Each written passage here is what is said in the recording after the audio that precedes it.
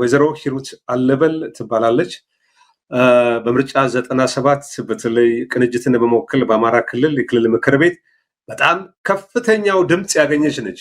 ነገር ግን ያው ጸጥታ ኃይሎች ባደረሱባት ዛቻ ማስፈራሪያ ሀገር ለቃ ወጣ አሁን በካናዳ ነው የምትገኘው። የቴዲ አፍሮ ያወጣ ዜማ እሷንም ሳይቀሰቅሳት አልቀርም። እንግዲህ ፖለቲካ አበሳጭቷቱን ርቃ ነበረ።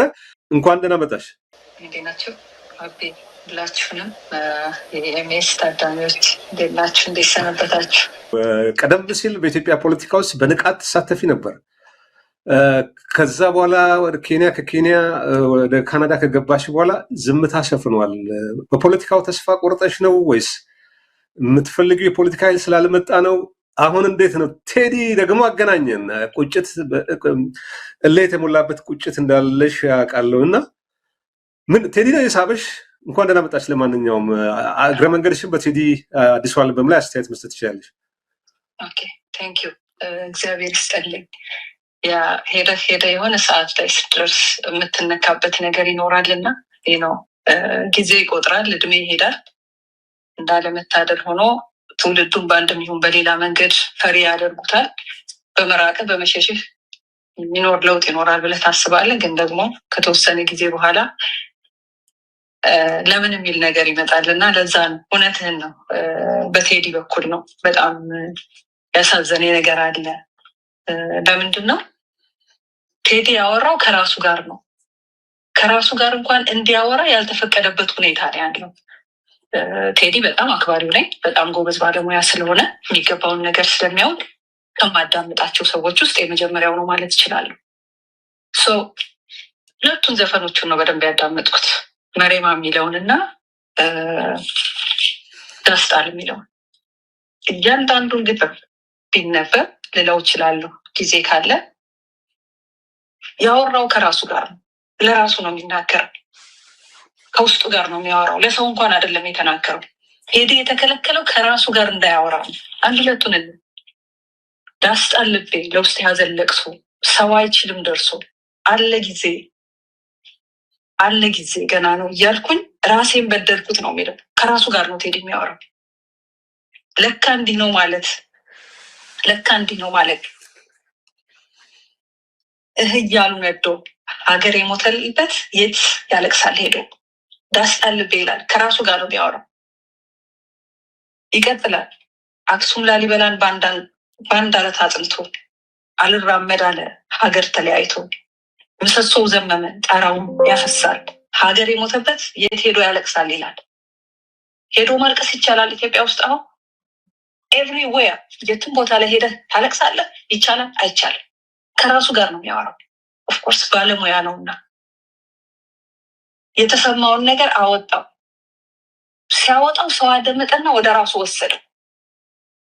የሁሉም ህመም ሆነ የሁሉም ሀሳብ ታየበት።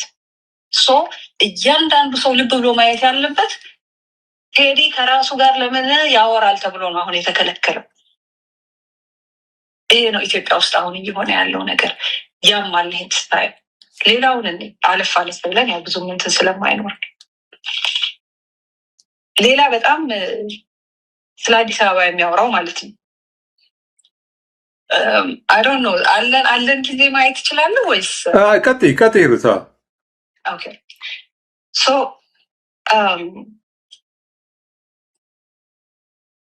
አክሱም ላሊበላ በአንድ አለት አጽንቶ አልራመድ አለ ሀገር ተለያይቶ። ምሰሶው ዘመመ ጣራውም ያፈሳል ሀገር የሞተበት የት ሄዶ ያለቅሳል ይላል። እንደገና ባሳደገን ቀዬ ባደግኩበት መንደር ባይታወር ሰው ሆኜ እንደሌለው ሀገር ያቆምኳትን ሰንደቅ ተፈትኜ በሳት እንዴት አቀርቅሬ ባንዲራዬን ላንሳት አለ። በዚህ በቴዎድሮስ እድሜ አይደለም እቺ ባንዲራ እንድትኖር የተደረገው። ቅድመ አያቶቻችን በደንብ አጥንት ያቆሟት ናት። ባንዲራው ከነፍስ ጋር ትስስር አለው፣ ከደም ጋር ትስስር አለው፣ ከአጥንት ጋር ትስስር አለው። በአንዴ ልታፈርሰው አትችልም። የመጀመሪያው የተጠላበት ነገር ምንድን ነው? ምክንያቱ ነው። ትናንት በምርጫ 97 የተፈጠረውን ነገር አገር የሚያውቀው ነው፣ ዓለም የሚያውቀው ነው። አሁን 20 ቤት የነበርነው ሰዎች 40 ቤት ገብተን እንኳን ችግሩ እየከፋ ነው እንጂ እየተሻለ አልሄደም። ቴዲ ይቀጥላል።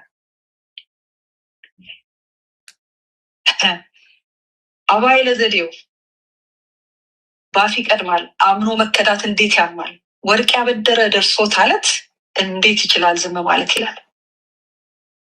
እንዴት ዝም ይበል? በሰላም ጠሩን፣ ምህረት የያዙ መስለው ጠሩን፣ የሚያሳድጉን መስለው ጠሩን፣ አገር የሚወዱ አገር የሚያከብሩ መስለው ጠሩን። አገር ተሰብስቦ አከበራቸው። ከዛ በኋላ የመጣውን ነገር እንደምናየው ነው። ከዛ በኋላ እንደገና የመጨረሻውን ልበልና ብዙም እንትን እንዳለን ባቆየት ሀገር ጀግኖች በአንድነት እንዴት ይገፋ ኢትዮጵያዊነት ይላል። ዘር የለው ብሔር የለው ኢትዮጵያ ነው የሚያነሳው።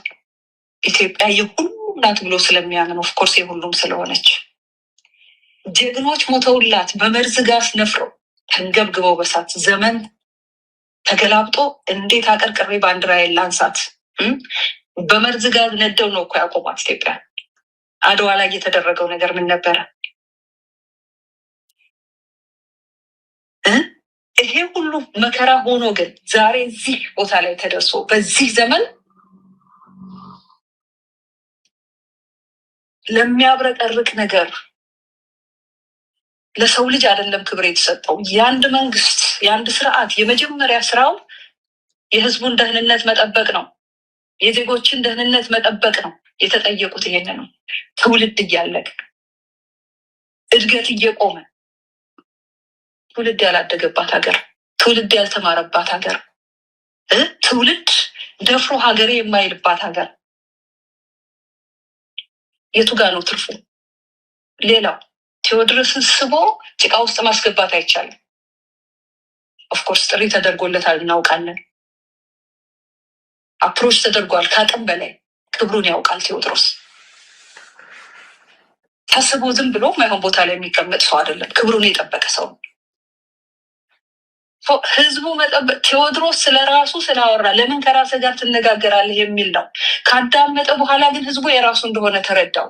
ይሄ ልጅ በግል ነው እንዳያወራ የተደረገው። እኔ ይሄ ተነገረለት ብዬ ስላላመንኩኝ በጣም ውስጥ የተቆጥቶ ነበረ። ይገርማል። እችስ ሁሉ በጊዜው ሆነ ነው አይደለ? አቤንም ስላየሁት ስላገኘሁት ደስ ብሎኛል። ሁኔታዎች ግጥምጥሞች ናቸው። አንዳንዴ የእግዚአብሔር ፈቃድ ሲጨመርበት ነው በጣም እንደ ችቦ የሚያበራው።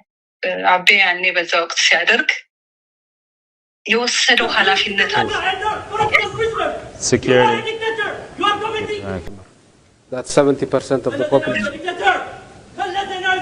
እንስማ መሰለኝ ኤዲተሮች ካልሰማችሁ ያለ እሺ። But the most important actor here is the smallholder farmer. That's 70% of the population. Security. 70% of the population. ኦኬ ቀጥይ ስላስታወሽ ነው። ኦኬ ሶ አቤ ያኔ በዛ መቅሰፍት ወጥቶ ያን ነገር ሲናገር የትኛውም ነገር ቢመጣ ሊቀበል ነው። አየህ ውስጡ ነፍሱ ከስጋው ጋር ተገናኝቶ የወሰደው ነው። ስለዚህ ለሀገሩ ለህዝቡ ብሎ ነው። ያ ስሜት በዛች ጊዜ ብቻ የምትገለጽ ነች። ግን ህይወቱንም ሊያስከፍለው ቢችል ከፍሏል እሱ። ያ ነገር ግን ይዞ የወጣውን ነገር ያየ ነው። በጣም ትልቅ የሆነ የሚገርም ኃይል የፈጠረ ነው። አሁን ቴዲ ላይ ስናይ እኔ ወለየኔ ተረት ወዳለሁ ተረት አውቃለሁ ሲነገርም የሚገባኝ በዛ መንገድ ነው።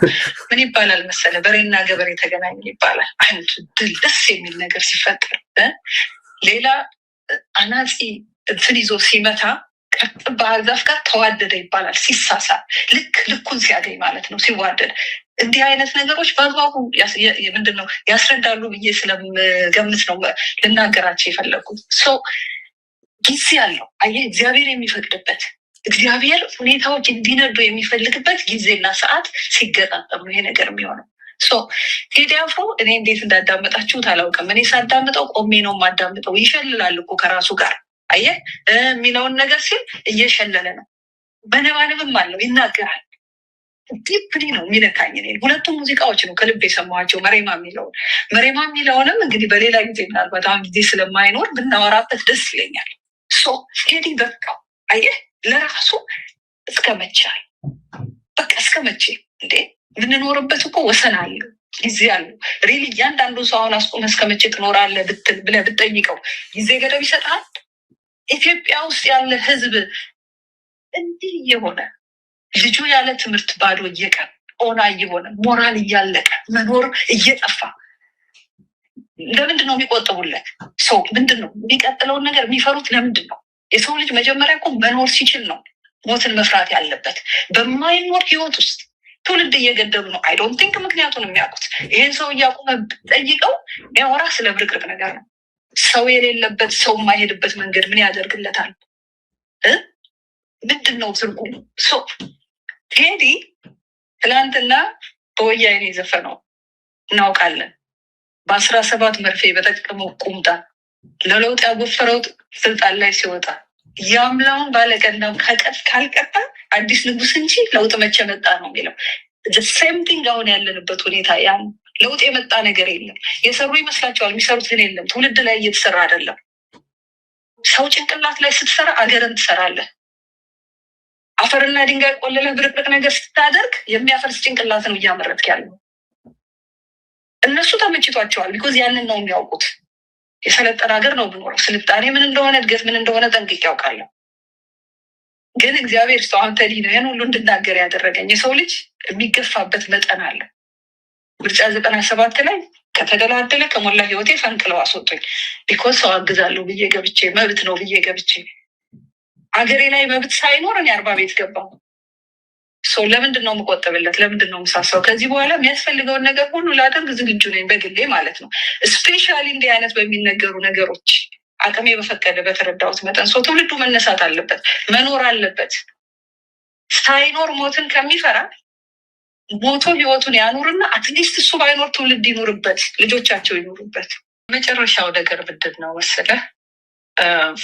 አንድ ሀገር ነች ያለችን። እቺ አንድ ሀገር በአክብሮት የምንኖርባት እንድትሆን እያንዳንዳችን ኃላፊነታችንን እንወጣ ነው። ቴዎድሮስ መጥቶ የተለመደ ነው እሱ ሲዘፍን አቀባበሉን ታውቃላችሁ። አይ ቲንክ ረጅም ጊዜ ከራሱ ጋር የሚያወራ ሰው ነው። ብዙ ጊዜ ሰው ከራሱ ጋር ካወጣ ካወረደ ሁኔታዎችን በደንብ መረዳት እና ለራሱ ከገባው በኋላ ለሰው የማስረዳት እድሉም አቅሙም ይኖረዋል ብዬ ነው የማምነው። አሁን እንዳለ ብታዩት፣ ልብ ብላችሁ ብታዳመጡት ቴዎድሮስ ከራሱ ጋር ያወራውን ነገር በሙያው አጋራ። ያንን ሰው ካዳመጠ በኋላ የራሱ አድርጎ ወሰደው። እውነት ስለሆነ ሰው ተነሳ። አንዳንዴ ቀስቃሽ ያስፈልጋል። ከኛ በኩል ምን እናድርግ? ህይወታችን በእግዚአብሔር የተወሰነ ነው። በሰዎች ውሳኔ ግን እየጠፋ ነው። ህፃናቶች እየጠፉ ነው። አዛውንቶች እየጠፉ ነው። ሀገሪቱ ከመኖር ወደ አለመኖር እየሄደች ነው። በነገራችን ላይ ሀገር ኖረ የሚባለውስ እንዴት ነው የሚባለውን ነገር መረዳት አለብን ብዬ አምናለሁ በግሌ። ቴዎድሮስ የሚከበር የሚወደድ የሚመሰገን ሰው ነው። ሊጠበቅ ይገባዋል። እንደ ትልቅ ቅርስ ነው። ቀላል አይደለም። ሰው ራሱን አዳምጦ ለሰው የሚደመጥ ነገር መናገር ማለት። ሌላው የኢትዮጵያ ህዝብ የሚችለውን ለማድረግ ለሀገሩና ለወገኑ ዝግጁ ነው። በመንግስት በኩል ያለው ችግር ነው መቋጫ የጠፋለት። ወይ አውቀው ለህዝቡ እየሰሩ አይደለም፣ ወይ አለማወቃቸውን አውቀው እየለቀቁ አይደለም። ትልቁ ችግር ይሄ ነው። ስለዚህ ይሄ ህዝብ ከራሱ ላይ እነዚህ ሰዎች ማውረድ አለበት። እኔ ስትሬት ፎርወርድ ነው የምናገረው። እነዚህ ሰዎች ካልሄዱ ለውጥ አይመጣም። ተሞክሯል፣ ታይቷል። ህዝቡ መሞከሪያ መሆን የለበትም። ይበቃዋል ባይነ። ለቴዲ ግን ትልቅ አክብሮት። እድል ካገኘው ስለ መሬማ በደንብ ማውራት እፈልጋለሁ። ቢኮዝ አንዷ ነኝ እኔም። ካናዳ ብኖርም ውጭ አለ ከሀገሩ የተሰደደ ከምድሩ የተሰደደ ሰው ሁሉም እንደ መሬማ ነው ብዬ ነው የማስበው በግሌ። እና ታንኪዩ ስላየኋቸው አቤ በጣም ትልቅ አክብሮት አለኝ። ወንድም አገኝ ቴክኒሻኖቹን ሁሉ ታንኪዩ። እግዚአብሔር ይስጥልኝ። እሺ፣ እግዚአብሔር ይስጥልን ሁለታችሁንም።